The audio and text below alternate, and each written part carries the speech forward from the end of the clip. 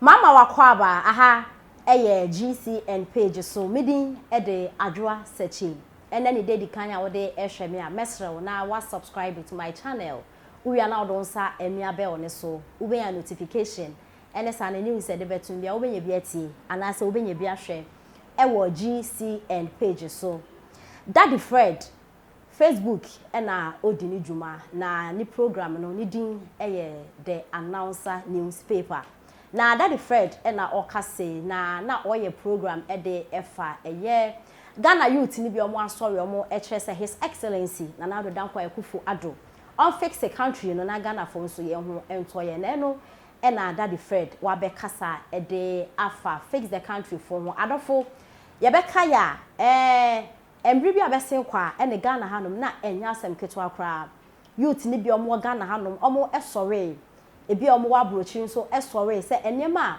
ekoso e wo man mu no enye into His Excellency na Addo dankwa Akufo Addo on sit up na on hwe se enema beko wano e wo oman mu se na be ya youth no ye ho ebeto ye na ensemwe ebeto odwa no e yade a NDC form when je ho NPP form so na omo empe na eye fix the country na atemdidi e wo papa eye Dormaahene ebeka ho na fix the country for no baako ebeka say Ghana hanomi na ohene a onim yansa eye Dormaahene because wa be support yomo Dormaahene ababeka say eniema youth no anase nsema youth na sorry omo eka say aban no fix the country no ensem papa nemum omo yi atemdidi no enfrim na na Ghana fo bi so ekyere say Dormaahene obeka asa asem no wantimi aka nche youth ne say mubetimi akacha aban ne say on fix the country na mum wantimi and from ewo phone so anka nche say atemdidi no omo edidi no enye na mum say oba out na obeka say omo nja atemdidi na enya dia boys no ebete enti dia Dormaahene ebeka no ene ne man na youth ne so omo mi omo atemdidi a na omo edi Ghana for mpenefo titiru pa ene His Excellency na Addo dankwa Akufo Addo na no ena Daddy Fred ni dwumedi a oye no de etudwa na okyerese face the country for mo sorry and the hey ochina hey na mudi atamina se na mo yefo ena mo de eye na nde face the country for no omo ewo he Dormaahene kra aba out abeka se first no na nani efra na emum sisie no we hu se His Excellency na Addo dankwa Akufo Addo obo no homodi yie papa ewo Ghana hanu a oye njuma bebre enti no Dormaahene Daddy Fred ekyerese Dormaahene se obe support face the country for no na onim se na Addo eye niema pasa ewo man mu batafi nani abie akyerese enyema ekoso na eye wano a Dormaahene wabo His Excellency na Addo dankwa Akufo Addo na baso na enti ensema Daddy Fred de etudwa oti UK na oti no na wo for car na wo ko baabi na wo drive carelessly na recklessly na police for chewa obetuma ka say police for no because of chewa adwini nti no mo chewo hwe Ghana for mo ntie so asem bi ba bonte a look at the content the substance of what seminum now analyze based on information I would say and yet obi propaganda is what you have to be listening because on only propaganda convener now you face the country convener no enema wo ye no abaye ni nye ho edinti omo tata no edinti sesia no abaye wo maheda se wo mo tete na de bi obeye bia wo mo tete no nkura sesem wan na tete wo yese wo Ghana fo onko anwo hia bebere bi se obi nya adaje tete wana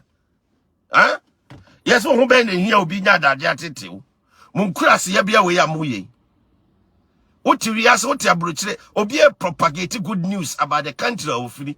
Say be obenya investors ama mo be nya ababia adwuma ama obi enya bia ye. So if you no near aban kro oteso nya adwene a enya saa kwan we na mbefa so a disgrace aban no. Na mo ho mo ebinim kurasefo bi a wo mo no omo nwene na omo so di omachi. Say ena ye di omachi ena Ghana yese na Ghana yese hwe. Enne mutie misesi a. Dormaahene no be face the country for actually freedom fighters for actually no they say who light who kania and no man o gina Jubilee House or kotochia na Addo dankwa Akufo Addo and so they ba tem no mama di no Dear Ben, some no man can find another. Dear Ben, to trust a dear Ben near man no manka. As soon some who ye. And when you clear manifestation, say, and near man another, you know, or do as a word Nima, or 15 and no cancer just like that. I feel kuhua. No one say yes. Mahama betnas interchange back power ye, ne board it to Ghana for so. Sa interchange na nanado de ye makumako and naiko ye num sikakurona. Sikakurona or the ye makumako nine num interchanges. Some tamale. NDC for betnas how many years in tamale omotimi ye bibi or tamale interchange kasia nanado ko biye tamale. Even a watcher wovia sinjana no developmental projects are all commissioned over time. Namu benya san krasi for we no ma omo abra bona kwete say omo selfish interest ni ade a omo no benya no na ayi a benefit omo no na omo betum fotogu amanfo ani na omo be cancel enye nokore na mo di omo chi.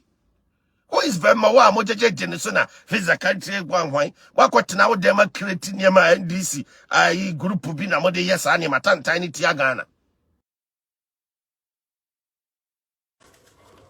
Wa wo ko t-shirt se unhu hwe no mente wase ye de adwuma ba also when did NPP government also why did no Kwesi Asamoah, it is in his constituency, okay? It's not about say government be na edebe. If anything, the government is there to help Ghanaians and not NPP. It is a ya dear NDC district here. That is the reason why we voted for them. Me politics, sir. But also what you say, me politics, sir. Because a Jumane ba, Sebi, NPP for what pram umbenye biaye. NDC for what pram benye biaye.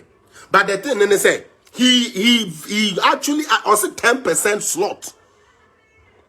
10% slot. Now we are betene TV so say abaning yeshwe. Sam George, you are one of the dishonest people ever. Most sorry, I'm not bobo tire contract na agenasari. Sorry, you guys are crooks and thieves. You wear this suit and tie and sit in big churches, Perez Dome and Otabel Church and then and lie. Mobile bonti and no be chatro. You do politics and no move a free Christ and Yankopon exist. You do politics and no move a free Christ say we are see way a beko we are say a bebo. A ya need a fee. Ujina how you will stop government business. Yeah, the company ba how there. Why you were no fool Sam George were fool we yepi asese said the wenya jebere kutu oso amoma 10 slot na sisa NDC for koguo na NDC for no koguo wie so a wo man sen akwa campaign ni form ko ye nimmo ye de ministers too kwa akwa ko wie wi ba sheet e we buru kire ye nimmo musuba no ade papa bia anya papa mamo ade ye papa bia anya papa mamo national health insurance anya papa ye hu petrol anya papa free education anya papa every good thing ebua Ghana ohia ni bia no it is never good for my people. Tina me bisa say nkroma si factories ema ye bon nkroma ba so say ye papa nkroma ye da wase nkroma show boy ya Addo na Akufo Addo AC the same factories and you people are not willing to even give the man a little credit. Why? Because his so-called communicators are so handicapped with information that to even give information out to people who can speak it is hard for them.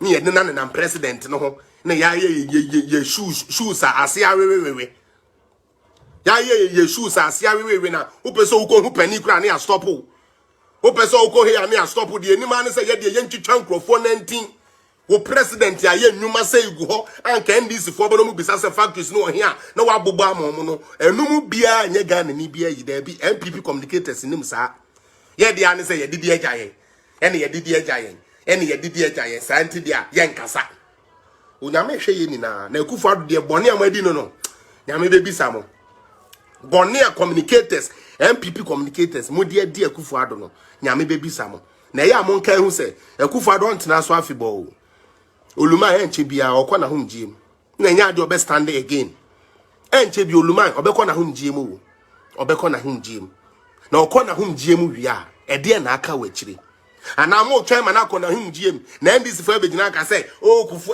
sebe even another cry ade pa because Kufuor so I say Kufuor time Ye kanya ka say Akufo akwa abrofo ntafo. E dey no man kan fa Akufo ho. All because of power. NDC will fabricate every story and get shallow-minded and shallow-headed journalists to propagate that stupidity for Ghanaians to buy into it. And until you see factory, or you won't see a factory. I'm a real testimonial to what they call one district, one factory. And correct. Over one district, one factory policy now. They can say government in conjunction with the private sector. And until sometimes what wana NDC ni biaba. Ena factory no kra na ho dada. Ena factory we na ho dada. Dako farms. Yesusa ene yete say Dako farms wo. NDC apen so how many times na ote da sebe Dako farms din. Talemo ma yanye honesty o. Let's be honest with the things we do. Me say NDC apen so how many times na ote Dako farms din kra say poultry farm your friend Dako farms e wo ho. Ni afide ni na fi say egu. Ampa so egu ye. Nti se ne aban bi aba na odisika hyem na ende Dako farms asen afa nipa a omo ye Ghana fo nkola a omo ye adwuma e de enye omo anu aduane na market no so anya sebe ye poultry consumption so akosoro na wo ka kire me say aden wo koye Dako farms are two things. You are shallow minded and you don't understand what politics is. I always say politics is not one size fits all. There be politics is not one size fits all. E be a name for omu hia brosan. E no nkyere se zongo junction for hia brosan. E be